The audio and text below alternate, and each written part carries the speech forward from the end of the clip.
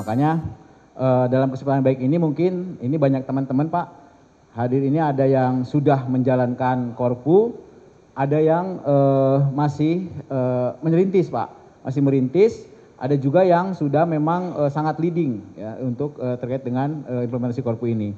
Nah mungkin di kesempatan yang baik ini izinkan mungkin saya akan memperkenalkan dulu Pak Kapus ya.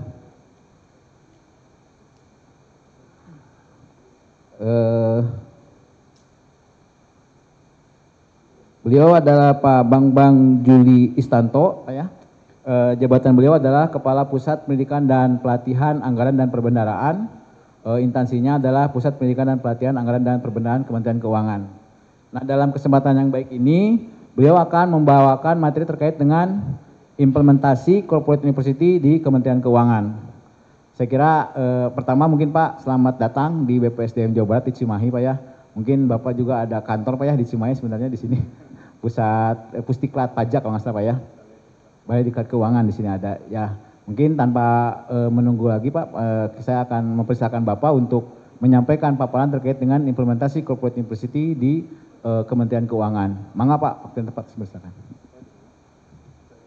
Boleh Pak, boleh. Supaya bisa melihat slide. Terima kasih Pak Tugiman. Bismillahirrahmanirrahim. Yang kami hormati Pak Heri, Pak Rio, ini ada kolega saya nih dari KPK, Master Sandi, dan juga tentunya Bapak Ibu semuanya, para pengelola Korpu, baik dari institusi pemerintah maupun dari korporasi tadi dari 49 institusi. Ini kesempatan yang luar biasa. Assalamualaikum warahmatullahi wabarakatuh. Selamat siang, salam sehat, salam sejahtera untuk kita semua. Jadi kalau memperhatikan Bu Ana di depan ini saya jadi dejavu tahun 2015 Bu Ana. Kayak gini gitu kan, diatur tempat duduknya juga mirip-mirip kayak gini. Jadi ini kayak kita flashback journey Pak Usni ya, ketika kita mengawali Korpu, termasuk dulu belajar di tempatnya Pak Rio di awal-awal. Bapak sekalian, jadi ini merupakan kesempatan yang luar biasa untuk bisa berbagi. Tadi Bu Ana sampaikan nanti akan ada kelanjutannya dalam bentuk forum itu ya, para pengelola Korpu. Setuju Bu Ana, nanti nampaknya perlu dibangun standar untuk bisa mengukur maturitas dari implementasi Korpu di berbagai institusi. Dan itu sebenarnya secara best practice ya Pak Rio di Global CCU itu ada, tapi kayaknya juga belum begitu established gitu Pak Eri. Cara pengukurannya tadi kan, mungkin nanti malah kita bisa menginisiasi dengan standar kita, karena Korpu itu kalau misalnya kita lihat prakteknya itu banyak banget, termasuk definisi Korpu itu juga berbeda-beda.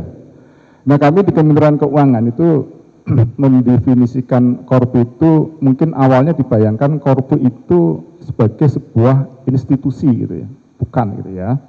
Jadi Korpu itu adalah strategi yang disampaikan Bu Ante bagaimana membangun kompetensi yang fit, yang selaras dengan pencapaian visi, misi, target kinerja suatu organisasi gitu. Jadi kuncinya apa itu? Ini saya awali di sini. Jadi kuncinya karena waktu itu belum ada Korpu yang diimplementasikan di institusi pemerintahan gitu. Ya kebanyakan di korporasi gitu Pak Rio, Korpu itu kan gitu.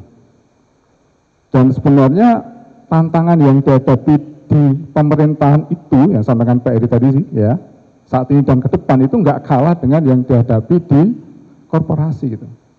Sehingga strategi Korpu ini menjadi sangat penting untuk memastikan bahwa secara personal, secara tim, dan secara organisasi itu berada di situasi yang bisa tadi Pak Eri kan, yang perubahannya sangat luar biasa tadi ya, disrupsinya di berbagai bidang gitu kan, dan kita harus siap gitu. Nah kembali ke kunci, jadi kuncinya adalah satu adalah komitmen dari pimpinan. Itu nggak bisa enggak. Kalau enggak maka akan sulit. Dan kami sangat bersyukur di Kementerian Keuangan komitmen pimpinan itu luar biasa. Karena di setiap tahapan siklus itu ya, di setiap aktivitas itu selalu melibatkan peran dari pimpinan tadi. Yang kedua, di kami, Bu Menteri Keuangan itu selalu menyampaikan begini, jadi kita itu nggak boleh puas. Kita harus menciptakan yang disebut kegelisahan. Dan itu betul. Kita harus menciptakan kegelisahan, supaya kita itu berpikir terus gitu. Kalau enggak, maka Korpu ya berhenti di situ.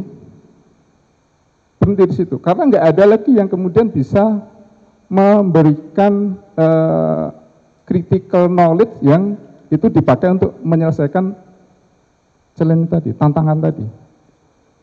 Dan itu harusnya enggak datang dari luar itu ya, tapi didatangkan dari organisasi sendiri, bahkan secara pribadi. Kalau enggak ya wes gitu kan. Kalau ada di zona nyaman, Korp itu enggak akan jalan. Jadi Korp itu jalan karena ada objektif yang berbeda dari kondisi yang saat ini dihadapi. Nah, saya coba slide-nya Pak Ismada tadi ya.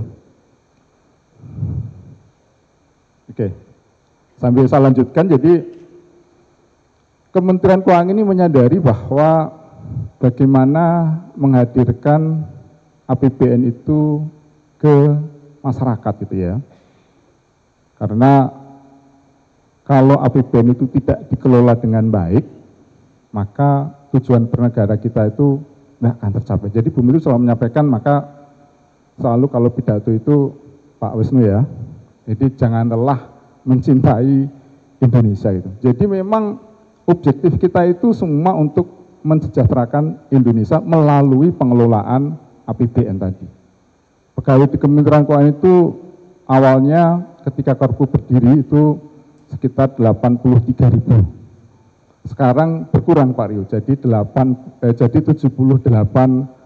jadi minus growth gitu ya.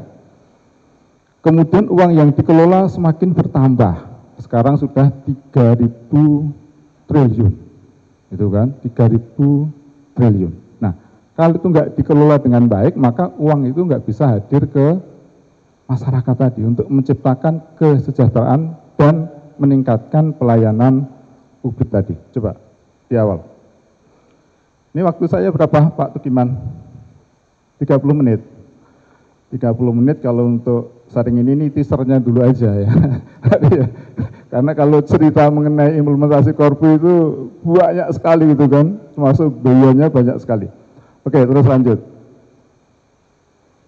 Ini sebagai gambaran aja bahwa secara organisasi di Kementerian Keuangan ini ada 11 unit eselon 1 dan BPPK menjadi salah satu unit eselon 1. Jadi BPPK ini kalau bicara mengenai pembagian tugas di Korpunya itu yang mengoperasikan gitu ya. Tapi yang memberikan tadi arahan, itu namanya komite pengarah, itu Bu Menteri dan seluruh eselon 1. Dan beliau selalu hadir di setiap tahapan-tahapan di dalam kerangka pengelolaan Korpu tadi. Misalnya ketika ada Learning Engagement Forum hadir, ketika ada Learning Council Meeting hadir, bahkan sekarang ada namanya Rebuan. Setiap Rabu itu seluruh eselon 1 itu sambil breakfast meeting itu bicara mengenai revitalisasi transformasi kelembagaan di Kementerian Keuangan gitu ya. Dan salah satu yang dibahas tadi, bagaimana kita memperluas edukasi keuangan negara, tidak hanya di internal Kementerian Keuangan, tapi juga ke kementerian lembaga lain, Pemda, bahkan termasuk ke masyarakat gitu. Karena kalau semua paham mengenai APBN, maka diharapkan nanti bisa memberikan kontribusi terhadap APBN kita. Makanya sebenarnya kita itu APBN kita. Kita itu sebenarnya kinerja dan fakta gitu Pak Aryo. Cuma kita mengharapkan bahwa ownership publik tadi ada terhadap APBN kita, melakukan pengawasan dan seterusnya gitu ya. Saya sekarang lagi ada program Pak Eri dengan beberapa perguruan tinggi, itu memasukkan kurikulum APBN itu ke dalam salah satu mata kuliah yang menjadi sasaran untuk piloting adalah perguruan tinggi yang ada di bawah kementerian lembaga, terutama yang kedinasan, karena mereka akan menjadi aparatur. Kemarin sudah ke IPDN, sudah selesai, nanti akan ke PTIK, kemudian ke kementerian di agama. Itu banyak sekali perguruan tinggi yang mengelola ini ya, pendidikan itu, keagamaan. Lanjut terus saja ini, karena waktunya. Jadi ini yang saya sampaikan di awal tadi, lanjut, jadi ini strategi. Nah ini, barangkali ini track yang kami lalui, ini belak-belak memang nggak mudah gitu ya. Nggak mudah untuk bisa mencapai titik yang sama-sama diharapkan oleh organisasi gitu ya, mencapai maturitas implementasi Korpu tadi. Tadi kalau Pak Heri sampaikan tadi, Pak Heri self assessment-nya sudah ya gitu ya. Itu untuk melihat readiness-nya terkait dengan implementasi Korpu supaya bisa dipetakan dia. Kemudian akselerasi, nah infrastruktur juga menjadi sangat penting karena di birokrasi regulasi-regulasi itu juga menjadi sangat penting. Kami sendiri ini baru menyelesaikan terkait dengan pemberian reward bagi pegawai yang terlibat aktif di dalam aktivitas paling tidak di knowledge management. Jadi Bu Menteri itu berharap Kementerian Keuangan tidak hanya menjadi lending organization, tapi menjadi knowledge institution gitu. Itu. Kenapa? Karena sebenarnya di organisasi kita itu banyak knowledge yang ketika tadi kita menciptakan tantangan tadi, itu di referensi itu nggak ada. Kadang-kadang kita itu memang harus berpikir untuk menyelesaikan tantangan tadi. Dan kadang-kadang itu nggak diidentifikasi, nggak didokumentasikan, dan nggak disebarkan gitu. Yang biasa kita sebut dengan tacit knowledge. Yang melekat ke orang, ketika orangnya pergi pensiun ya knowledge-nya itu ke bawah gitu. Nah itu yang kemudian harus diidentifikasi, didokumentasikan, kemudian dikembangkan dan disebarluaskan untuk menjadi knowledge di dalam organisasi. Seperti kemarin ketika kita menangani pandemi COVID ya, dengan program penanganan COVID dan pemulihan ekonomi misalnya. Itu knowledge-nya kita dokumentasikan tuh. Karena nanti setelah berganti generasi supaya kemudian itu bisa menjadi referensi untuk menyelesaikan isu yang mungkin nggak sama persis, tapi itu bagian dari knowledge yang kemudian bisa dikembangkan untuk mengatasi isu tadi. Nah, sekarang aja kalau kita ditanya Pak Rio ya, kira-kira COVID ini sudah selesai apa belum? Siapa yang bisa jawab sudah tuh? Pasti semua menjawab ragu-ragu. Iya kan? Makanya itu tadi kan, lesson learn menangani tadi menjadi sangat penting. Kalau nanti datang lagi kita sudah punya formula untuk bisa menyelesaikan tadi. Lanjut. Nah ini yang saya sampaikan, jadi ini sebenarnya bukan saya sampaikan isu, tapi mirip-mirip kayak SEDO aja ya. Jadi bagus juga Pak Eri dan teman-teman debat kayak SEDO gitu ya. SEDO organisasinya Korpu, tapi bukan institusi yang formal sebenarnya. Tapi bagaimana memerankan dalam kerangka implementasi Korpu tadi gitu. Lanjut. Terus saja, jadi disampaikan. Nah, Bapak Ibu sekalian, dalam implementasi Korpu ini sebenarnya salah satu yang menjadi pilar penting adalah bagaimana para pihak yang terlibat tadi itu terlibat tidak hanya di satu tahapan tertentu, tapi di semuanya. Saya contohkan gini, misalnya mitra di kami itu Ditjen Perbendaharaan, karena anggaran dan perbendaharaan itu ya. Itu mulai dari tahapan yang A di awal, analisis kebutuhan pembelajaran itu sudah masuk di sana. kita hadir sekaligus sebagai learning konsultannya gitu. Jadi ketika ada arahan dari Bu Menteri Keuangan, kemudian itu akan turun ke eselon 1. Nah kemudian kompetensi apa yang dibutuhkan untuk bisa menyelesaikan atau mendapatkan target tadi. Contohnya misalnya gini, di DJP misalnya, ini salah satu prestasinya Korpu, sejak tahun 2020 itu, DJP itu selalu mencapai target yang sebelum itu enggak pernah. Tapi begitu diidentifikasi gitu ya, mulai dari penggalian potensi dan seterusnya, akhirnya dapat tuh. Kita didik AR-nya, kita didik para pemeriksanya dan seterusnya gitu ya, baik hard maupun subkompetensinya, dapat tuh gitu. Tapi semua harus mempunyai objektif yang sama gitu. Bahwa kita itu akan sampai di titik sana gitu. Semangatnya tadi yang perlu dibangun gitu. Kalau enggak maka lepas gitu. Lepas. Di kami sendiri ngelola Korpu itu ada pelatihannya Pak Wisnu ya, ada micro learningnya, dan itu terus kita kembangkan karena di dalam mengelola pembelajaran pun kita harus menciptakan kegelisahan juga. Itu gimana kalau misalnya model ini sudah, makanya nanti ada gamification, ada seterusnya. Itu salah satu bagaimana mencari ruang-ruang untuk memudahkan para pembelajar tadi itu ya Pak Sandri. Kan di KPK kalau bicara korupsi itu orang biasanya rumit dan tapi itu disimplifikasi menjadi materi yang sangat mudah dipahami di semua level umur, mulai anak TK sampai orang dewasa. Pak Sandri juga bisa memahami korupsi, gratifikasi, suap dan seterusnya misalnya gitu. Jadi ini harus melibatkan atau terlibat dari awal ya, dianalisis, didesain, didevelop, diimplementasi sampai dievaluasi gitu. Semuanya, ini enggak pernah kita memisahkan antara pengelola pembelajaran dengan teman-teman di teknis gitu. Jadi berbaru, jadi dianalisis itu udah ketemu terus, didesain apalagi, supaya ownership-nya juga muncul, supaya bisa sama-sama saling jaga, oh dulu didesain kayak gini, diimplementasikan gini, kemudian sama-sama diukur di tahapan evaluasi mulai dari level 1 sampai dengan level 4. Jadi salah satu bukti bahwa Korpu itu berhasil, nah ketika kita bisa memastikan ketika kita ukur di level 4 tadi, ya, mengenai result yang dalam bentuk outcome tadi, itu di sana ada hasilnya. Nah kelemahan kita selama ini begitu pelatihan selesai, rata-rata gitu ya, ya sudah gitu.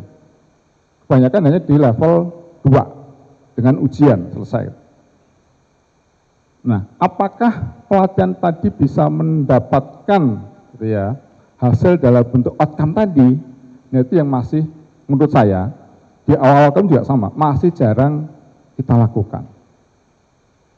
Masih jarang, karena itu nggak bisa dilakukan sendiri juga itu ya. Dan itu perlu komitmen dengan teman-teman di mitra teknis kita. Dan itu disepakati, dikomitmenkan dari awal. Jadi nggak ujuk-ujuk begitu mau kita evaluasi, kita mau level 4 nggak bisa. Karena nanti menyangkut mengenai bagaimana penugasan peserta. Itu nanti menyangkut komitmen peserta di dalam proses pembelajaran juga itu. Kalau enggak, pengalaman kami gitu ya, sebelumnya Pak Rio.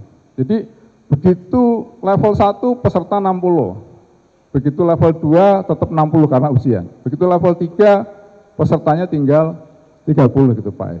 Begitu level 4 tinggal 10 gitu. Karena nggak dikomitmenkan gitu. Sementara kita investasikan duitnya di sana. Pelatihan itu kan investasi, harus diukur return-nya gitu. Orang sudah meninggalkan tempat kerja, orang sudah dikasih SPD, udah dikasih konsumsi, nginep dengan biaya APBN juga itu. Nah itu kita ukur juga, bahkan kemarin Bu Menteri minta beberapa pelatihan di kami itu sudah mulai kita ukur rotinya Pak Rio. Di samping level 4 kita ukur return of training, sebenarnya kita ukur juga itu. Dimonetasi, kita udah ukur beberapa program yang terutama terkait dengan penerimaan. Kalau belanja memang agak panjang gitu ya. Belanja paling kan kita ukur dengan IKPA ya. Kita sudah ukur juga dengan IKPA, indikator kinerja untuk pelaksanaan anggaran. Hasil outputnya kayak apa, tapi yang lebih mudah itu kita ukur dari sisi bagaimana mengkolek revenue negara gitu ya, dengan program pelatihan kita. Jadi poin pentingnya adalah Korpu ini adalah program yang kita nggak bisa laksanakan secara parsial, secara mandiri. Perlu komitmen bersama, tidak hanya sedang, tapi harus kuat, bahkan harus kuat sekali. Kalau enggak, bahasa anak sekarang ambiar tuh, ambiar, nggak dapet tuh gitu hasilnya. Dan salah satu kelemahan kita kan biasanya begitu berganti pimpinan itu ya, itu komitmennya belum tentu sama. Nah, salah satu kekuatan di kami adalah dilalahnya tadi itu ya, komitmennya semua pimpinan itu luar biasa, luar biasa. Termasuk di BPPK. Kalau tadi dari tahapan tadi itu berganti 3 atau 4 kepala BPPK, tapi nggak pernah bahasanya itu yang sudah dirintis, yang sudah diinisiasi dan sudah dibangun itu kemudian diubah, nggak ada. Semua melanjutkan yang sudah dibangun tadi. Jadi ibaratnya multi-years project atau multi-years program itu berlanjut terus gitu ya.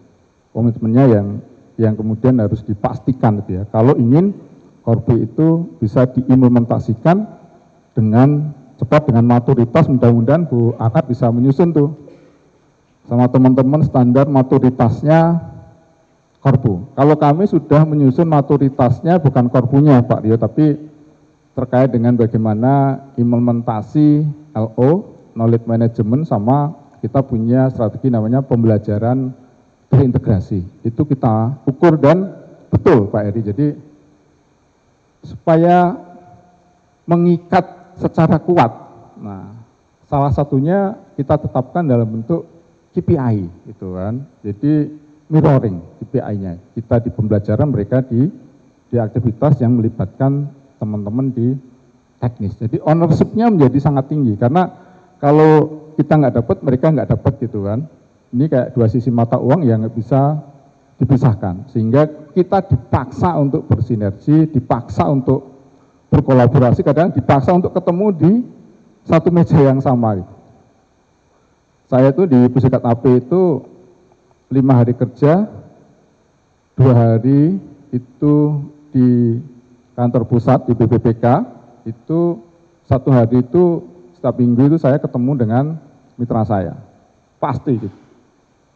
Pak Wes itu yang sering nemenin saya muter-muter itu kan, karena ya gitu kan, nggak bisa kalau kadang-kadang kita selaku pengelola tadi kita nunggu aja gitu kan, datang ke kita mereka butuh apa, nggak gitu caranya.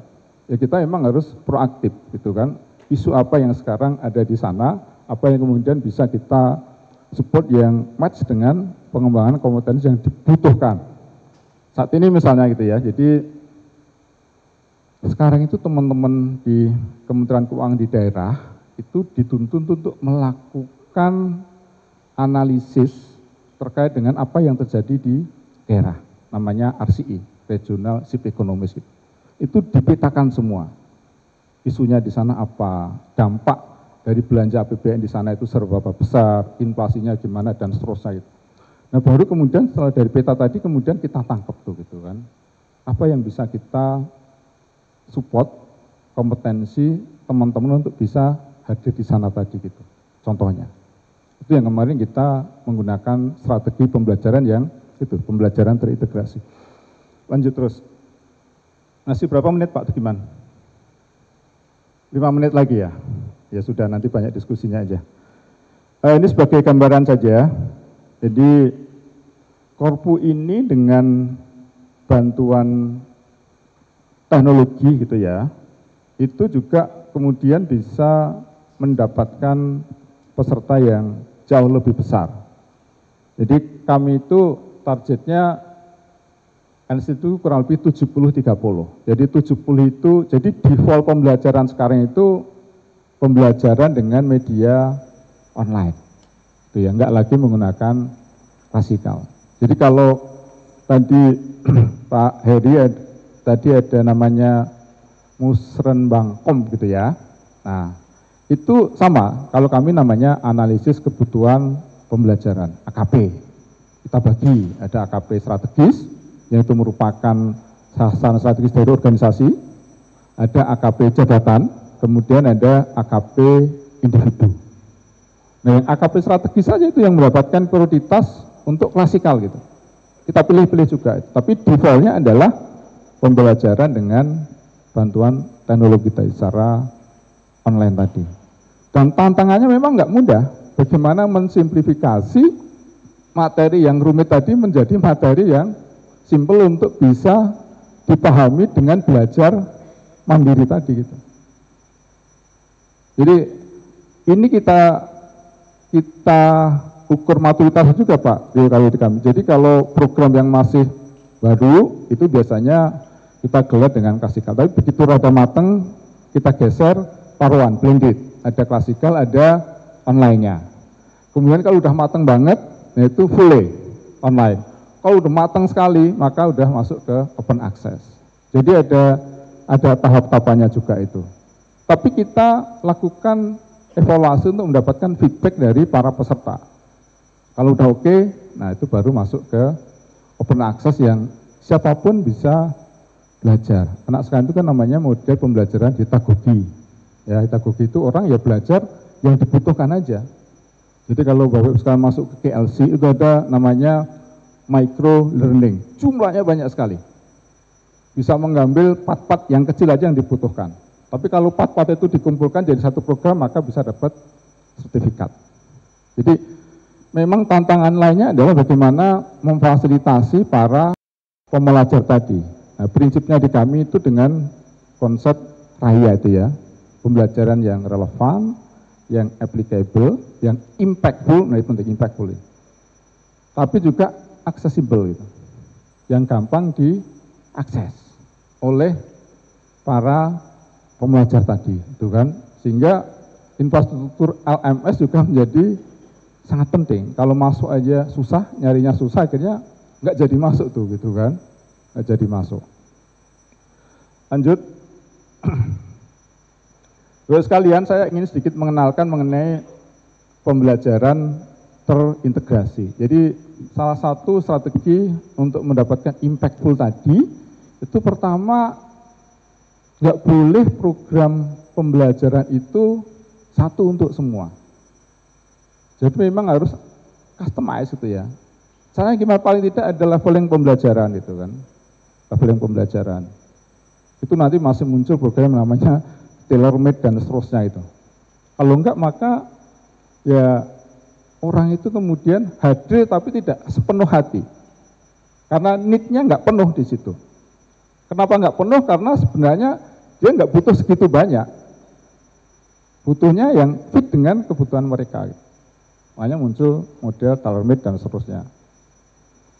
Yang kedua, kita menggunakan pembelajaran terintegrasi. Yang ketiga, namanya joint program. Joint program itu apa? Jadi Kementerian Keuangan itu yang awalnya 11 program, sekarang menjadi 5 program. Ya, 5 program itu yang menjadi sasaran kinerja organisasi dimasukkan dalam satu basket program. Satu program tadi didukung oleh beberapa unit eselon 1. Jadi satu unit eselon 1 bisa ada di 2 atau bahkan 3 program. Nah, pembelajaran tadi itu hadir di situ. Nah, setiap program tadi kan pasti ada leading indikatornya. Setiap program ada leading indikatornya apa yang ingin dicapai di tahun itu. Ada 5 program, jadi ada program fiskal, program penerimaan, program belanja, program perbendaharaan dan risiko, dan program dukungan dan manajemen yang disebut dengan Dukman gitu. Nah, di sana ada leading indikatornya, kemudian kita masuk itu kan. Masuk ke bagaimana memastikan bahwa indikator tadi nanti tercapai. Salah satunya dengan menyiapkan kompetensi sumber daya manusia yang mengelola atau yang terlibat di dalam aktivitas pencapaian sasaran program tadi. Ini ya, yang PT ini, jadi ini sebenarnya untuk memastikan bahwa pembelajaran itu bukan barang yang terpisah dari aktivitas bekerja. Ya, terintegrasi antara belajar dan bekerja, jadi satu. Karena selama ini merasa, wah saya ditugaskan lagi ikut pelatihan. Kalau gitu berarti mindsetnya masih pelatihan itu barang terpisah dari bekerja. Padahal enggak kayak gitu. PT itu mengintegrasikan belajar dengan bekerja tadi. Saya contohkan gini. Teman-teman di bandara misalnya, petugas yang bea cukai itu untuk mengupskilling mereka, itu kita buatkan program pembelajaran. Nah, pembelajaran ini yang kita bagi, kalau mereka perlu diupdate terkait dengan teori atau ketentuan yang baru misalnya, itu bisa belajar mandiri kita siapkan atau kita panggil dalam bentuk pembelajaran yang terstruktur, structure learning gitu. Kemudian mereka bisa melakukan belajar dengan seniornya, dengan rekan kerjanya itu kan dalam bentuk social learning, coaching, mentoring dan seterusnya. Makanya kadang-kadang kita itu cara mudahnya rata-rata Pak ya begitu orang kinerjanya nggak dapat, pasti judulnya udah kamu belajar dulu. Padahal nggak harus kayak gitu. Atasan yang paling mudah itu atasan yang kayak gitu. Kalau Anda nggak bisa A, Anda harus belajar, dikirimlah ke tempat diklat itu. Padahal nggak kayak gitu. Pola konseling, pola mentoring, ya, coaching itu menjadi peran penting untuk memastikan kinerja orang itu bagian dari belajar sebenarnya. Kalau di kami setiap pagi itu memang diwajibkan ada sesi khusus, namanya GKM, gugus kendali mutu. Jadi setiap orang itu Pak Ria, itu wajib berpikir memang harus ada ide apa tuh setiap pagi itu. Jadi bekerja nggak bisa, ya udah rutinitas besok masuk nggak bisa kayak gitu. Enak sekali kayak gitu kerjanya. Jadi setiap hari itu harus ada ide, meskipun idenya itu kecil-kecil, nggak apa-apa. Tapi harus ada supaya memaksa orang tadi berpikir sesuatu yang baru. Kalau enggak, ya biasa-biasa aja gitu. Ya tadi korpunya akhirnya nggak jalan juga itu. Setiap pagi itu, Pak Wisnu juga setiap pagi itu. Kalau saya, karena ini setiap minggu namanya weekly meeting ya, setiap minggu, setiap hari Senin gitu kan. Setiap kabit harus punya ide baru. Harus berpikir terus gitu. Dan nggak boleh sama gitu ya. Nah, ya sebentar lagi ya. Nah, kemudian yang terakhir, yang penting yang 70% itu tadi dalam bentuk action learning tadi gitu ya. Pembelajaran di tempat kerja. Itu bukan dalam bentuk ini ya, ini beda kalau Anda belajar kemudian Anda PKL gitu ya. Kayak Pak Hedi sekarang ikut PKN, enggak kayak gitu. Tapi memang ini embedded dengan pekerjaannya, langsung. Ada contohnya di bawah, coba contohnya langsung. Next saja, terus. Oh ini ya, oke. Ini adalah PJJ untuk menggali potensi pajak. Ini berangkat dari isu juga itu kan. Duh, kita itu tax ratio-nya kok masih rendah ya. Ada masalah berarti gitu. Berarti penggalian potensi pajaknya itu kurang. Nah, gimana caranya? Kemudian kita buatkan program pembelajaran. Kan sekarang itu data itu sangat mudah dicari ya dengan era informasi sekarang ini gitu. Dengan bantuan digitalisasi juga cepat gitu kan. Tapi kadang-kadang kita nggak memanfaatkan dengan baik. Kemudian kita buat program pembelajaran bagi para AR, account representatif teman-teman di DJP gitu. Kita bekali nggak lama, sebentar aja gitu ya. Kemudian mereka suruh langsung bekerja, yang 70% tadi. Hasilnya luar biasa gitu. Hasilnya luar biasa untuk bisa mendapatkan potensi pajak tadi. Nah, potensi kan akhirnya menjadi real revenue dari pajak itu. Karena nanti akan dilakukan konfirmasi dalam bentuk, ini loh hasil penelitiannya, ini loh hasil analisisnya, kemudian dipanggil loh, menerbitkan SP2 surat permintaan pemberian keterangan bagi wajib pajak. Bisa menjelaskan enggak dia di sana gitu. kayak LHKPN-nya Pak Sandri gitu kan, kita petakan gitu kan, kalau orang tadi nggak bisa menjelaskan, ya itu sebenarnya harus bayar pajak dia gitu. Contohnya gitu. Jadi sebagian yang potensi tadi menjadi real revenue dari aktivitas pembelajaran itu. Contohnya kayak gitu. Oke, lanjut. Jadi Bu Ana itu kalau misalnya contohnya banyak sekali dari satu contoh aja, karena di kami itu memang diwajibkan dan harus dipastikan bahwa pembelajaran tadi nggak boleh nggak berdampak, nggak boleh nggak ada risalnya, harus ada, dan itu harus disetting dari awal, nggak bisa kita ada di ujung, disetting dari awal. Ini itu dalam rangka mencapai tujuan yang mana, kemudian harus bisa diukur dan dikuantifikasi berapa. Nah, tugasnya memang mendevelop dan menyepakati leading indikator dengan teman-teman di teknis tadi, yang nanti sebagian akan menjadi KPI. Itu tugas berat sebenarnya, menyusun leading indikator dari proses pembelajaran yang kita bangun melalui strategi Korpu ini. Nah, kunci ini ya, ini rencana pengembangannya tadi udah disinggung di awal, langsung aja di akhir. Terus ini yang oke, terus aja nggak apa-apa. Ini 10 unsur yang saya sampaikan tadi. Yang coba sebelumnya Pak, kunci suksesnya tadi coba. Terus, nah, oke ya. Jadi Bapak sekalian, simpulannya untuk memastikan bahwa implementasi Korpu tadi bisa dilaksanakan dengan baik, bahkan sangat baik, itu yang pertama kembali kepada komitmen dan dukungan dari pimpinan di semua level, ya, itu nomor satu. Itu nggak boleh enggak, gitu ya. Kalau itu nggak ada, yang bawah itu nggak ada gunanya semua, nggak ada gunanya. Yang kedua, itu tadi memiliki alasan untuk berubah tadi gitu. Itu tadi membangun kegelisahan, mencari tantangan baru dan seterusnya itu. Nggak boleh ada di zona nyaman, nggak boleh.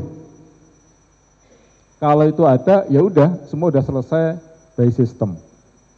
Clerical itu sekarang udah diganti sama sistem. Yang mikir aja udah diganti sama AI kok gitu. Ya, yang mikir aja sekarang udah sama AI. Kalau kita lihat anak-anak kita dapat tugas itu Pak Rio, kok cepet? Oh iya Pak, sekarang kan pakai AI aja gitu. Jadi 5 menit nggak sampai malah. Dia berpikirnya cepat sekali gitu kan. Nah itu. Nah kita harus mencari area-area yang tadi kebaruan-kebaruan yang harus kita pikirkan terus itu. Jadi kuncinya Korpu itu di situ, mencari kebaruan-kebaruan terus gitu. Itu, meng-create knowledge. Nah Bu Ana, saya ada program pembelajaran namanya Co-Creation of Learning. Jadi saya sampaikan Pak Wisnu, yang forum kayak gini sebenarnya cocok nih dengan pola namanya Co-Creation of Learning, CCL gitu. Waktu itu saya diskusi Bu Ana gitu. Sekarang udah kita implementasikan Bu, dan hasilnya luar biasa. Jadi dengan program PIPK itu Pak Heri, ternyata laporan keuangan teman-teman di KL itu temuannya menjadi yang biasanya mayor-mayor itu ya, material sekarang jadi minor-minor dan tidak mempengaruhi opini gitu. Karena tadi dengan co-creation, kemudian dengan pola evaluasi yang tadi sampai ke level 4 tadi, risau. Kemudian memiliki kesiapan untuk berubah. Ya tadi sama sebenarnya dengan ini, link dengan yang nomor 2 gitu. Harus berubah gitu. Readiness-nya harus disiapkan dengan baik, termasuk infrastrukturnya. Kemudian budaya belajar. Ini siapapun itu ya, siapapun. Baik secara individu, secara tim maupun secara organisasi, termasuk pimpinan.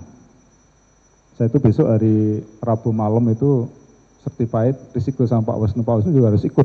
Supaya nanti kalau ngomong sama anak buahnya enak gitu Pak Rio kan. Kalau kita nyuruh kita itu sekarang harus membudayakan risiko ya, kita sendiri ngomong tapi nggak melakukan itu ya. Itu menjadi penting juga. Kemudian fokus pada ini komponen penggerak korpunya itu ya, drivernya.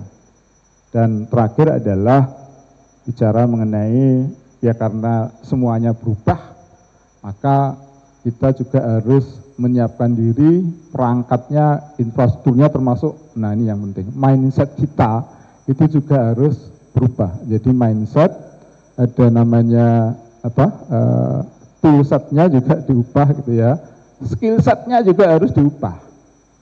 Ya, skill setnya, mindsetnya sama tool setnya semua harus dilakukan perubahan. Kadang orang merasa saya sudah di posisi yang bahasanya itu establis, sudah enak, nggak kayak gitu. Jadi harus menciptakan kegelisahan dan ketidaknyamanan tadi untuk bisa mendapatkan posisi yang lebih baik. Kayak kita naik pesawat, kalau ingin naik level, pasti nggak nyaman dulu gitu. Ada turbulensinya baru enak, turbulensinya baru enak. Kalau enggak ya di bawah terus nggak naik kelas. Demikian saya akhiri, karena waktunya sudah diingatkan sama Pak Tugiman. Terima kasih. Mohon maaf apabila ada kekurangan. Terima kasih. Wassalamualaikum warahmatullahi wabarakatuh.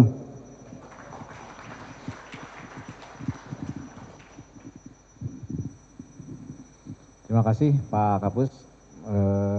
Sayang waktunya sangat terbatas Pak ya, karena banyak sekali hal-hal yang bisa dieksplorasi lagi.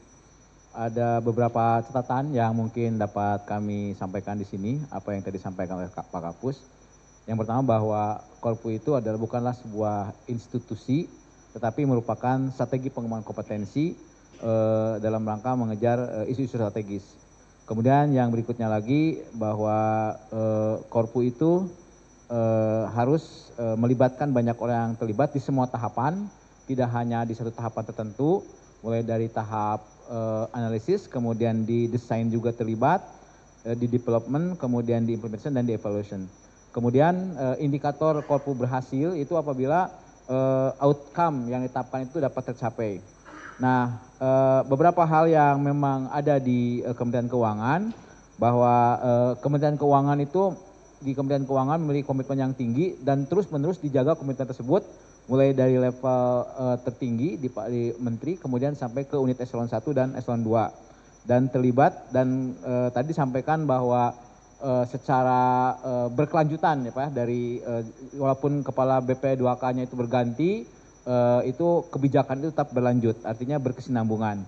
Kemudian dampak dari pelatihan Korpu itu, anggaran untuk pengembangan kompetensi itu mengalami penurunan 80%, dengan tetap tidak mengurangi kualitas dari pelatihan. Nah ini mungkin nanti kita perlu eksplorasi nih di kita Pak, karena memang banyak di kita itu ketika anggaran berkurang maka itu juga berkurang. Nanti mungkin dari teman-teman ada yang mau eksplorasi.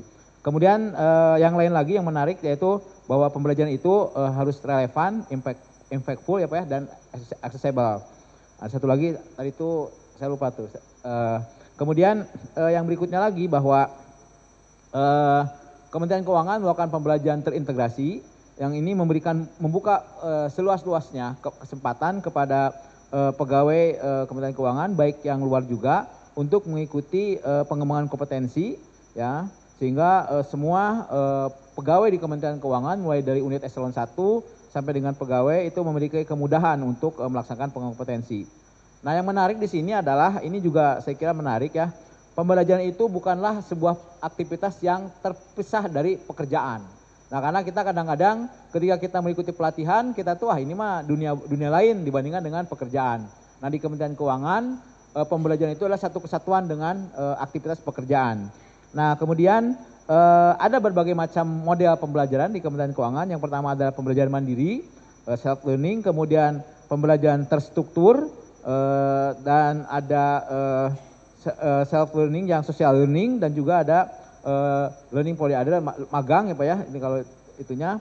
Nah, ini semua dikelola secara sistematis. Nah, kemudian kesimpulan dari Pak Kapus terkait dengan apa sih yang membuat Kementerian Keuangan bisa berhasil dalam melaksanakan corporate university, setidaknya ada 6 yang kami catat juga tadi disampaikan. Yang pertama yaitu ada komitmen pimpinan yang kuat di semua level, sangat kuat bahkan disampaikan. Kemudian yang berikutnya lagi memiliki alasan untuk berubah. Yang ketiga yaitu memiliki kesiapan untuk berubah. Yang keempat adanya komitmen untuk selalu belajar. Kemudian yang kelima, fokus pada komponen penggerak Korpu, serta yang terakhir adalah menyiapkan semua perangkat, baik struktur, infrastruktur dan juga mungkin mindset dan skill untuk selalu berubah. Saya kira itu mungkin yang bisa kami simpulkan, kami rekam dari apa yang beliau sampaikan. Sekali lagi kita berikan aplaus untuk Pak Kapus. Bapak Ibu sekalian, dalam kesempatan yang baik ini mungkin kami akan berikan kesempatan kepada audiens untuk memberikan pertanyaan atau mungkin tanggapan atau apa yang tadi disampaikan oleh Pak Kapus. Kami buka satu sesi 3 penanya mungkin. Mangga silakan, barangkali ada yang mau merespon. Silakan Pak, terima kasih, sebutkan nama dan asalnya mungkin Pak. Satu, ini Pak Alis yang depan nih Pak Alis. Ada lagi yang lainnya? Ya, 2 di sampingnya, itu yang samping kiri Pak Alis, samping kiri. Nah itu yang Pak itu. Satu lagi mungkin Pak, itu di belakang. Oke, maka silakan Bapak dulu Pak. Baik, terima kasih Pak. Assalamualaikum warahmatullahi wabarakatuh. Salam. Izin Pak Kapus, Bu Ana, dan teman-teman yang lainnya, mohon maaf saya berdiri. Perkenalkan, nama saya Muhammad Arif Rahman, saya dari BPSDMD Provinsi Banten. Saya mewakili Kepala Badan, karena beliau tidak hadir di sini, Bu Ana mohon maaf. Ada salam dari beliau untuk Bu Ana Maria, dan juga salam kepada Pak Kaban BPSDM Jawa Barat. Beliau menyatakan terima kasih atas undangannya, dan juga mohon maaf tidak bisa mengikuti karena ada kegiatan dengan Pak PJ Gubernur. Untuk di Banten memang Pak, kami kalau disebut merintis memang sedang merintis. Kami sudah melakukan benchmarking. Waktu itu tahun kemarin saya ke tempatnya Bapak di Kemenkeu untuk belajar dari Kementerian Corporate University, juga ke Telkom, kemudian juga ke BPSDMD Jawa Barat juga. Nah memang agak berat ya Bu ya. Waktu itu kita sempat Zoom meeting webinar di Banten terkait dengan bagaimana pembentukan Korpu di pemerintah daerah, dan sampai saat ini memang yang paling utama tadi Bapak sebutkan bahwa komitmen pimpinan itu yang memang menjadi kunci utama mungkin Pak ya, agar Korpunya dapat jalan. Sebenarnya saya ingin menyatakan ada 3 harapan dan 1 pertanyaan untuk Bapak. Harapannya sih, saya harapan dulu Pak ya sebelum bertanya ya. Harapannya kalau saya lihat di KLC waktu itu kan KLC udah open access Pak ya. Dan tadi Bu Ana menyebutkan bahwa kalau kita ke depan itu bisa belajar di tempat kerja, dan belajarnya itu bukan hanya tentang pekerjaan kita saja, tetapi karena saat ini kita sedang menghadapi era VUCA ini yang betul-betul banyak sekali yang kejadian tidak terduga entah apapun itu, maka kita pun dituntut untuk belajar yang lainnya agar serba siap gitu kan Pak ya. Nah kalau ada harapan yang pertama dari saya adalah, dan dari kami dari Banten, harapan pertama itu adanya one single account untuk akses ke semua sarana pembelajaran, entah itu di KLC, entah misalkan di Telkom dengan Telkom Korpunya ada KMS-nya, entah di Kementerian Pendidikan dan Kebudayaan Ristek Dikti ada Wiyata Kinarya tadi yang saya baru tahu kalau memang Korpu itu ada bahasa Indonesianya. Bapak Ibu kebetulan saya sedang sedang mengusulkan untuk disertasi, dan disertasi yang saya angkat adalah tentang Korpu, dan kemarin ketika bimbingan saya ditanya oleh Prof itu ini Korpu tidak boleh ada di judul, harus ada bahasa Indonesianya. Saya sampai nyari setengah mati Bu Ana untuk nyari apa sih bahasa Indonesia dari Korpu ini, kan memang belum ada. Ternyata tadi disebutkan bahwa ada namanya Wiyata Kinarya. Tapi mohon maaf Bapak Ibu yang di Kementerian Pendidikan Kebudayaan, apakah sudah dimasukkan ke dalam KBBI atau belum? Tadi saya cek itu masih belum ada. Nanti mohon maaf kalau misalkan ada, saya ketika nanti akan dimasukkan ke dalam dasar teori kan jelas gitu ya. Sumber rujukannya kan di KBBI nanti seperti itu. Mohon izin nanti untuk Wiyata Kinarya agar bisa ada di KBBI dan diakses gitu ya. Terima kasih. Kemudian itu yang paling pertama harapannya adalah kita bisa bersama-sama belajar, baik dari Korpu yang ada di Indonesia, dan juga kalau mungkin nanti ke depan Bu Ana dan teman-teman lainnya membentuk yang namanya entah itu forum Korpu nasional, sehingga nanti saling saling menguatkan, saling memberikan bimbingan terutama kepada kami yang lahir juga belum gitu Pak. tetapi keinginan sudah ada, gitu kira-kira. Jadi mohon banyak bimbingannya untuk kepada teman-teman yang lain di BPSDM lain, kemudian juga di BUMN dan juga di swasta. Jadi harapan kedua itu adanya penguatan dan bimbingan. Kalau bisa dibuatkan forum kami sangat berterima kasih kalau misalkan nanti acara ini menjadi inisiator untuk membentuk forum korpus secara nasional. Sehingga bagi kami yang masih belajar itu bisa betul-betul belajar dengan cepat.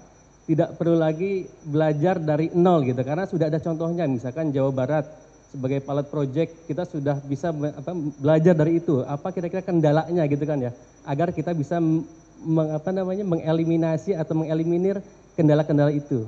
Dan juga kepada DKI Jakarta, ini ada Ibu Bu Ani ya, Bu Ani sekalian izin nanti rencananya saya ingin penelitian di tempat Ibu. Kemarin sudah ini ke promotor, beliau menyetujui, nanti izin kontak ya Ibu untuk penelitian di sana. Dan Bapak Ibu, itu harapan kedua, kami ingin ada forum korpus secara nasional sehingga kita bisa saling bertukar pikiran. Berikutnya, pertanyaannya Pak untuk Pak Kapus, ini korpu di Indonesia memang kan kalau kita lihat di sektor swasta kan sudah sangat lama, menurut saya dari tahun 2000 Telkom sudah menerapkan itu dan berhasil mendapatkan berbagai penghargaan baik dari Global CCU, dari G Aqua dan seterusnya gitu kan, ada banyak sekali yang dapat penghargaan dari luar. Nah, untuk pemerintah daerah nih Pak, kira-kira menurut Bapak, ini kan kesulitannya kami di daerah itu adalah proses bisnis yang dimiliki oleh pemerintah daerah tentu sangat berbeda, baik dengan swasta, BUMN, ataupun di pemerintahan pusat seperti Kementerian Keuangan. Mungkin Kementerian Keuangan itu memiliki proses bisnis yang lebih spesifik, misalkan di bidang keuangan saja. Sedangkan kami di daerah itu proses bisnisnya atau bidang urusan yang kami emban itu kan banyak, kurang lebih ada sekitar 30 lebih bidang urusan Pak ya. Nanti mungkin dari Jabar atau dari DKI bisa saling sharing. Kira-kira seperti apa model pembelajaran yang tepat, karena bidang urusannya banyak gitu Pak. Pastikan tadi kalau disebutkan OPD-nya ada kurang lebih 30 OPD lebih lah. Nah, seperti apa kira-kira, apalagi ada titipan dari Widya Isra kami, kira-kira bagaimana pembelajaran untuk jabatan fungsional? Apakah itu dikelola oleh BPSDMD sendiri atau dikelola oleh Korpu itu sendiri? Karena yang namanya fungsional kan pasti ada instansi pembinaan masing-masing gitu. Dan itu pun nanti mereka akan belajar di tempat kementerian atau pembinanya masing-masing. Itu mungkin Pak, jadi harapannya tadi dua disimpulkan dan satu pertanyaan tentang bagaimana model yang paling tepat untuk pemerintah daerah. Sekali lagi terima kasih banyak atas kesempatannya. Mohon maaf jika ada kesalahan. Wabillahi taufiq wal hidayah. Assalamualaikum warahmatullahi wabarakatuh. Waalaikumsalam warahmatullahi wabarakatuh. Selanjutnya Pak, mangga Pak. Baik, terima kasih. Assalamualaikum warahmatullahi wabarakatuh. Izin memperkenalkan diri, nama saya Dani Rustandi dari Direktorat Pendidikan dan Pelatihan Anti Korupsi KPK. Ini yang kesekian kalinya saya mendengarkan sharing terkait dengan Korpu yang narasumbernya dari Kementerian Keuangan, Pak. Jadi saya sangat apresiasi sekali dan banyak hal yang bisa dan ingin kami pelajari begitu dari pengalaman-pengalaman yang telah dilakukan oleh Kementerian Keuangan dalam membangun corporate university ini. Nah, kami saat ini masih sedang merintis untuk membangun Korpu. Tahapannya saat ini kami baru saja melakukan self assessment dan baru menyusun draft dari blueprint Korpu itu, Pak. Jadi saat ini kami sedang memperkuat terus begitu fondasinya, harapannya nanti bisa mengejar seperti apa yang teman-teman di Kementerian Keuangan lakukan. Nah, mungkin ada beberapa kendala yang cukup dirasakan ini juga mungkin di awal juga mungkin teman-teman di Kementerian Keuangan juga merasakan ya. Berbeda mungkin kami dengan institusi swasta, institusi kementerian seperti KPK, institusi publik ini, ketika kita akan mendorong sebuah inisiatif, sebuah inovasi termasuk kaitannya dengan Korpu ini tidak cukup hanya di level policy begitu kebijakan, ya. Dukungan dari pimpinan penting, tapi ada proses yang lebih rumit sebetulnya, yaitu adalah kaitannya dengan proses administrasi, Pak, di dalam organisasi. Nah, ini yang kami cukup banyak terbentur di dalam proses tersebut, di mana kalau teman-teman di sektor private mungkin bisa lebih dinamis begitu. Nah, ini kami ada hambatan-hambatan dalam hal tersebut. Nah, ini kami ingin meminta saran begitu dari teman-teman di Kementerian Keuangan, apa tips and triknya apa untuk menghadapi hal seperti demikian di dalam birokrasi begitu, sehingga kita bisa implementasi ini secara cepat. Itu mungkin yang pertama. Kemudian yang kedua, Pak, terkait dengan learning value chain yang tadi disampaikan, di sana juga disampaikan ada tahapan proses ADDIE begitu, yang mungkin sama-sama kita juga tahu kalau dalam Korpunya ada learning diagnosis dan seterusnya yang kurang lebih mungkin secara proses mirip begitu. Nah, proses ini kan proses yang sekuensial, yang linear begitu, yang butuh dalam pelaksanaannya itu membutuhkan dinamika dan membutuhkan proses yang panjang. Nah, sementara kita tadi sebagaimana disampaikan, kita berhadapan dengan suatu lingkungan yang begitu cepat berubah, Pak. Begitu cepat berubah, orang mengistilahkan VUCA begitu. Sekarang ada BANI begitu ya. Yang menggambarkan begitu kondisi lingkungan yang begitu cepat berubah, sehingga kebutuhan untuk belajar itu juga menjadi lebih cepat lagi. Begitu, menjadi lebih cepat lagi.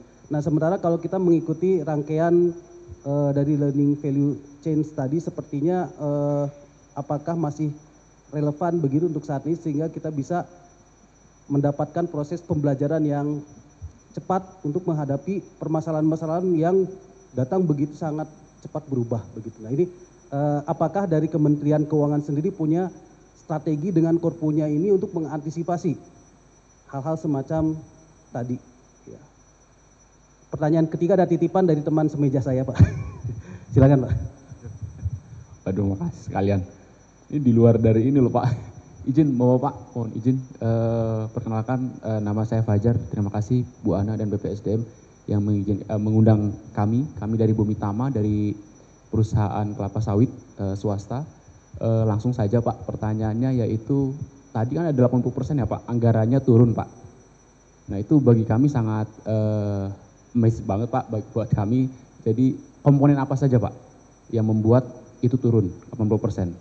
Kemudian kan salah satu fungsinya itu kita memaksimalkan resource ya, Bu, dari internal. Bagaimana Bapak memaksimalkan trainer internal, berapa komposisi yang ideal sebetulnya? Kami juga lagi memaksimalkan itu, dan bagaimana caranya kalau ada insentif, bagaimana cara memberikan insentif? Mungkin itu aja. Terima kasih.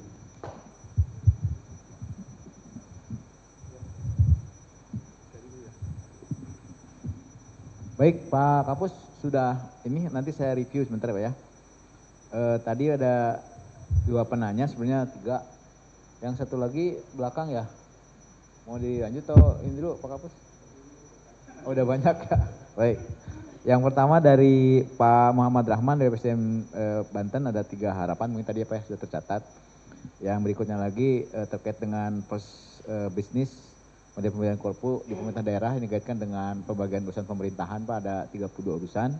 Kemudian Pak Dedi Rustandi dari Direktorat Pendidikan Anti Korupsi KPK terkait dengan tip and tricks proses administrasi. Nah, ini mungkin Pak administrasinya seperti apa, mungkin nanti perlu diperjelas juga ini apa sih maksudnya administrasi di situ apa gitu. Kemudian learning value chain, apakah masih relevan untuk menghadapi masalah yang cepat berubah gitu, Pak. Kemudian yang berikutnya lagi adalah komponen apa yang membuat anggaran trainer turun, kemudian ini trainer internal berapa jumlahnya dan bagaimana untuk mengoptimalkannya, termasuk insentifnya, Pak. Itu, Pak. Mungkin itu, Pak Kapus.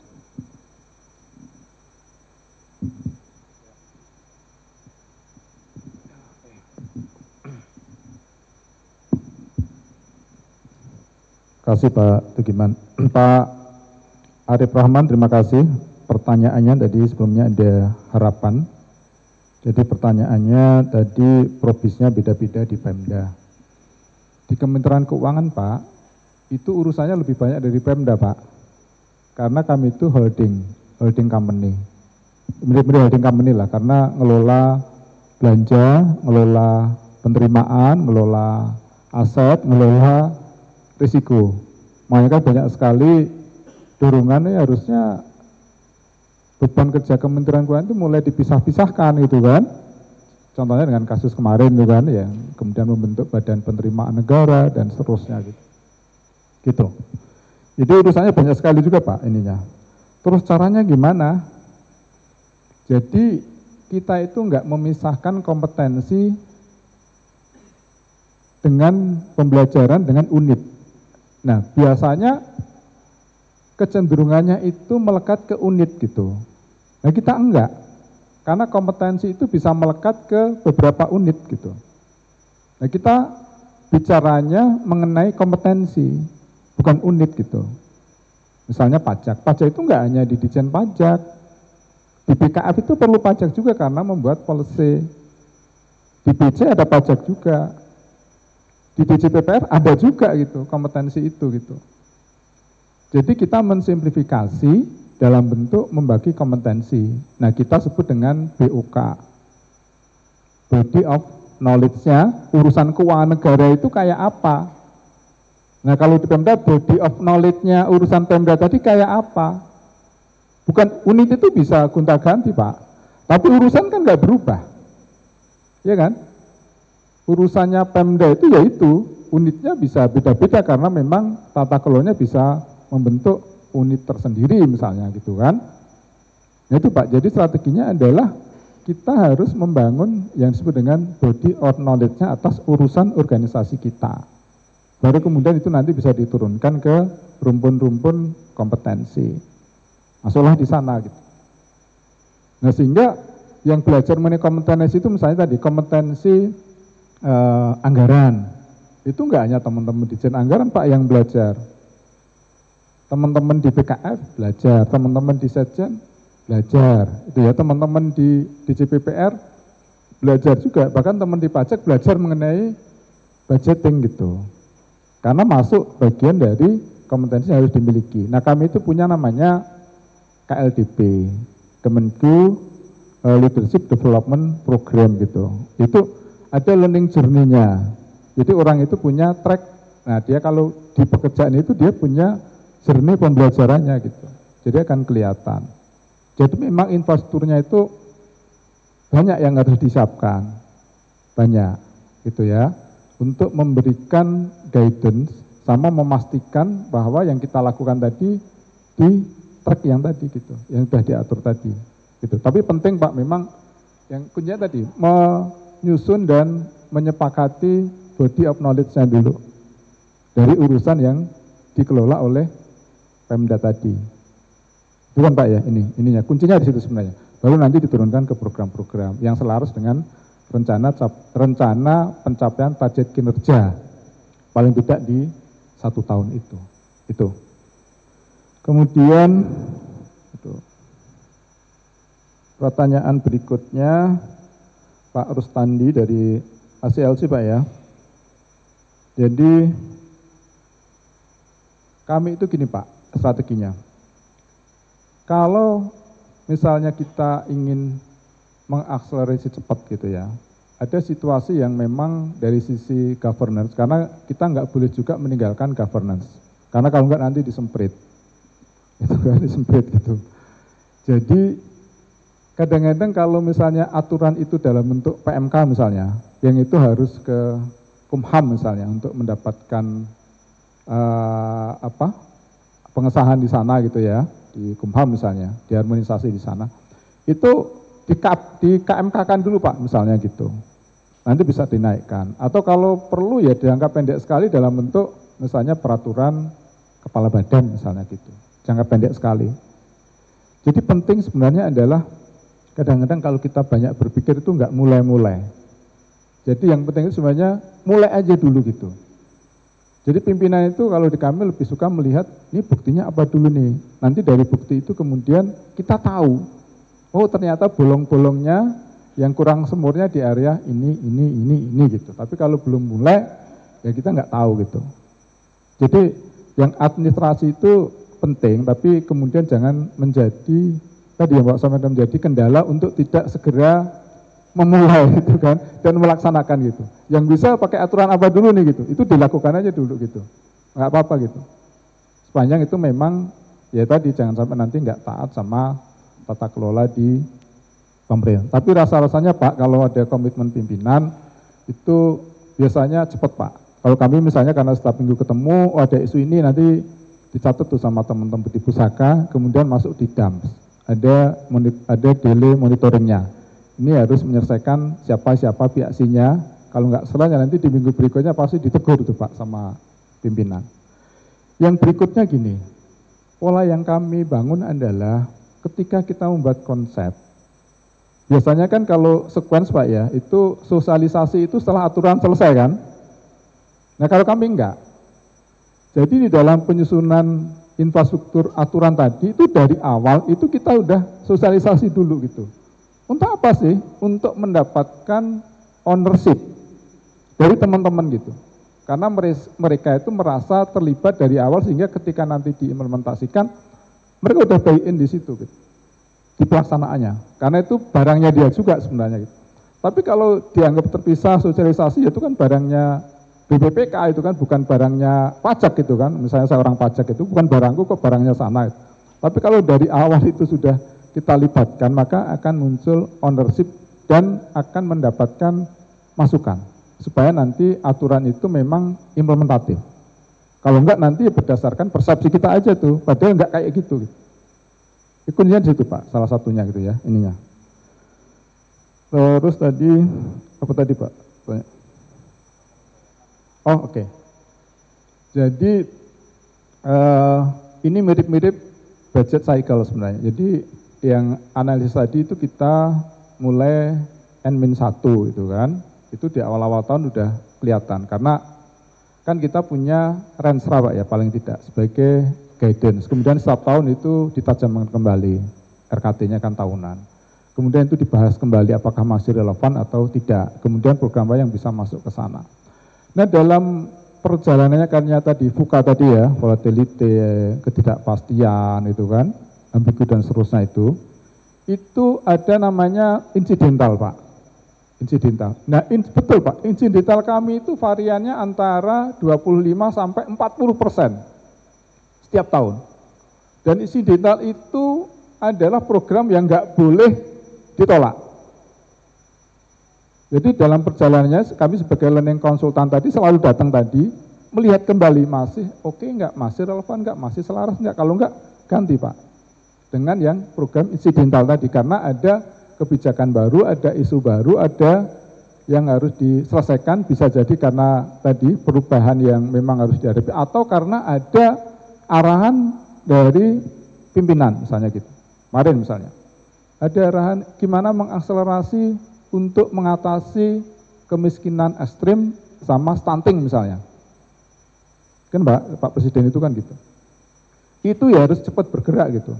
Nah apa yang bisa kita siapkan di penyelenggara pelatihannya atau penyelenggara pendidikannya misalnya gitu. Menyiapkan teman-teman dan seterusnya untuk jadi penyuluh harus disiapkan. Kemarin kami mendidik yang di pengelola lingkungan hidup itu ada sekitar 100 Pak Wisnu ya, petugas lapangan misalnya gitu karena mengantisipasi yang climate change dan seterusnya misalnya gitu. Jadi memang sensitivitas sama kepekaan kita itu diasah terus Pak di situ tuh memang gitu, diasah terus. Kalau nggak peka nggak sensitif ya korpu nggak jalan gitu, nggak jalan karena nggak pernah menyentuh yang bersinggungan dengan kinerja di teman-teman teknis. Kalau gitu ya nanti lembaga pendidikan bisa ditinggalkan itu kan kalau modelnya kayak gitu. Gitu Pak ya ininya ya. Jadi nggak kemudian itu jadi patokan yang dibawa terus enggak Pak. Jadi kalau nggak relevan ya kita ganti. Nah kita selalu melakukan yang ADI tadi itu proses yang live dan dinamis sekali gitu. Live dan dinamis sekali. Tapi tahapannya tetap harus dilalui. Muncul kebutuhan lagi harus desain lagi dan seterusnya terus itu. Karena itu bagian dari memastikan mutu. Ya, untuk memastikan mutu dari mana? Dari ketercapaian outcome. Hasil pembelajaran. Kalau enggak nanti ya bisa enggak dapat tuh Pak gitu. Kalau itu enggak dilalui gitu. Tahapan-tahapannya tadi. Gitu Pak ya. Bisa lagi tadi. Oh iya ya. Oke, iya. Terima kasih Pak. Jadi gimana cost efisiensinya gitu ya. Jadi tantangan kita itu sekarang value for money. Value for money itu ya murah meriah lah gitu ya. Jadi bukan karena COVID Pak ya. Bukan karena COVID kemudian kita gelar yang online, enggak. Jadi kami itu sudah mulai tahun 2009. 2009 itu yang namanya e-training, e-learning itu sudah mulai. Kebetulan waktu saya jadi pimpronya di awal sekali Pak Wisnu ya. Yang waktu PPAKP zaman dulu untuk memperbaiki laporan keuangan pemerintah pusat. Karena kalau dilakukan klasikal nggak akan selesai-selesai. Sehingga kita blended dengan yang online gitu. Jadi apa yang bisa ya kita lihat driver cost-nya pelatihan itu apa? Ketika memanggil orang ada SPD, kemudian ada konsumsinya, ada training kits-nya gitu kan. Paling nggak konsumsi sama SPD Pak. Jadi dengan pola online ini itu kita coba kompensasi. Dengan apa? Dengan membuat materi yang bagus gitu. Jadi itu kan bikinnya sekali Pak, fixed cost gitu kan. Tapi kan repeat terus berkali-kali dipakai ya, akhirnya berapa kali program cost itu udah nol sebenarnya. Sisanya ya itu tinggal keuntungannya terus. BIP-nya cepat sekali kalau bikin materi pelatihan itu. Jadi saya, Pak Wisnu itu kalau ini, nggak apa-apa saya bilang itu bikin mahal. Tapi kalau nanti pesertanya bisa puluhan ribu, bisa berkali-kali, itu jadi nol tuh. Tinggal returnnya terus yang datang gitu. Di awal itu cost-nya, fit cost-nya rada-rada. Tapi begitu terusnya menjadi sangat murah. Tapi dengan membuat bahan pembelajaran yang bagus, yang terus di-update, yang terus relevan dengan tadi kebutuhan pembelajaran satu. Nah kemudian trainer. Jadi keterlibatan teman-teman di teknis itu kita namakan SGO atau SMI gitu ya. Jadi SGO atau SMI itu menjadi peran penting untuk mentransfer yang update di teknis tadi gitu. Kadang-kadang kita itu di situasi tertentu itu trainer internal yang kami sebut dengan Widya Eswara itu belum semuanya itu karena kesibukannya itu selalu update, padahal kecepatan berubah di unit itu cepat sekali. Bahkan tidak hanya kebutuhan sekarang, tapi kebutuhan 1-2 tahun ke depan. Misalnya sekarang mengantisipasi green economy, mengantisipasi climate change dan seterusnya, mengantisipasi kemajuan digitalisasi misalnya. Itu sudah kita siapkan untuk pembelajarannya sekarang gitu. Nah itu yang datang teman-teman tadi, skill group owner-nya tadi, subject matter expertnya di teman-teman teknis di Pusintek dan seterusnya hadir di situ gitu kan, sama teman-teman WI. Nah itu caranya gini Pak, jadi kebijakan ini kembali ke pimpinan. Jadi kewajiban dari SGO datang ke pembelajaran untuk menjadi fasilitator itu bagian dari konsepsi Korpi itu sendiri. Keterlibatan semuanya tadi untuk berbagi dan membagi skill, membagi knowledge-nya tadi ke sana gitu. Nggak dibayar Pak, tapi diberikan reward gitu loh. Rewardnya bukan dalam bentuk uang gitu. Makanya regulasi mengenai reward sama tadi itu juga harus bagian dari infrastruktur yang harus disiapkan. Karena kalau nggak ada rewardnya biasanya Pak Rio ya, motivasinya rada kurang gitu kan. Tapi jangan selalu berbentuk uang gitu kan. Jangan selalu berbentuk uang gitu. Tapi dalam bentuk misalnya investasi. Oh Anda tak kirim ikut eksekutif training ke luar negeri. Kita buatkan listnya, Anda tinggal shopping. Pilih yang mana, di mana. Itu kita siapkan anggarannya misalnya gitu. Kemudian di akhir di penilaian kinerja kita masukkan di sana gitu. Yang aktif, oh Anda akhirnya masuk talent. Nah mungkin di PN juga sama Pak ya. Masuk talent pool gitu loh, orang tadi. Jadi semua dihargai Pak di sana gitu. Nggak ada yang kemudian nggak mendapatkan reward. Termasuk masuk talent tadi gitu. Untuk menjadi calon-calon leader tadi misalnya gitu. Kalau di kami di internal yang untuk WI misalnya, itu kami batasi Pak. Jadi yang karena kami ukur beban kerja WI ya. Jadi kalau sehari ada 8 atau 9 jam, kalau di Kementerian Keuangan itu 1 tahun itu 1450-an jam kerja. Kita ukur aktivitasnya. Nah kemudian kalau ngajar misalnya nanti kita berikan kelebihan pengajarnya gitu, tapi nggak besar Pak gitu, nggak besar, artinya nggak dibayar penuh kayak pengajar eksternal yang non Kementerian Keuangan misalnya gitu. Misalnya kelebihan mengajarnya 80% dari standar biaya masukan misalnya, sebagai bentuk penghargaan tambahan uang lelahnya karena melakukan aktivitas di luar beban kerja yang sudah dibayar dengan reward yang diterima setiap bulannya itu misalnya gitu ininya. Jadi ya ada penghargaannya juga kalau yang WI. Tapi yang eksternal malah enggak. Eksternal tadi nanti akan diperhitungkan dalam bentuk reward yang berbeda. Tapi WI juga kita berikan juga Pak yang produktif, yang aktif tidak hanya di aktivitas pembelajaran, tapi di DII-nya tadi, karena WI ini nggak ada di I saja, tapi juga ada di analisis, desain, semua melibatkan WI. Jadi di BPK ini WI itu perannya nggak hanya ngajar, termasuk melakukan kajian itu di WI juga, melakukan analisis WI, desain WI juga, sampai penjaminan mutu melibatkan WI juga Pak gitu. Jadi gitu Pak, jadi dari driver cost tadi akhirnya tadi bisa berkurang banyak sekali, tapi mutunya itu sama aja lah. Kita udah lakukan perbandingan, pengukuran dan evaluasi gitu kan atas program-program yang digelar dengan klasikal, yang digelar dengan online, itu rasa-rasanya dengan budaya anak-anak sekarang terutama Pak, itu nampaknya kadang-kadang malah lebih suka kalau belajarnya itu lewat ini Pak, lewat gadget, lewat smartphone daripada datang ke tempat pembelajaran misalnya gitu. Gitu Pak ya, terima kasih. Ya, izin mungkin Bapak Ibu sekalian, karena saya diingatkan oleh timekeeper saya, ini kita udah melewati waktu yang toleransi yang diberikan, karena saking menarik diskusi kita kali ini. Sebenarnya masih banyak Pak Kapus yang ini ingin dielaborasi mungkin teman-teman. Nantilah sama teman-teman mungkin Pak ya secara private ke Kementerian Keuangan, PP2K, ke Bapak juga ke Pak Wisnu untuk menggali lebih dalam terkait dengan implementasi corporate investment di Kementerian Keuangan. Jadi mungkin untuk sesi sekarang mohon maaf tadi sesi 2 tidak kita buka. Mungkin kita cukupkan sampai di sini. Kita nanti istirahat dulu, mungkinnya nanti Ibu Ana yang akan mengatur, mengarrange. Saya kira itu cukup untuk sesi pertama ini, untuk panel pertama. Kita applause dulu untuk Pak Kapus mungkin. Terima kasih Pak Kapus, jangan kapok untuk datang ke BPSDM Jawa Barat. Nah, nanti kita sering elaborasi. Siap Pak, siap. Karena kami terekresi oleh Kementerian Keuangan. Siap, terima kasih Pak Kapus, dan juga kemarin kita ada beberapa hal yang mungkin kita diskusikan terkait dengan TOT bagi para wisuda kami Pak dan hal-hal lainnya.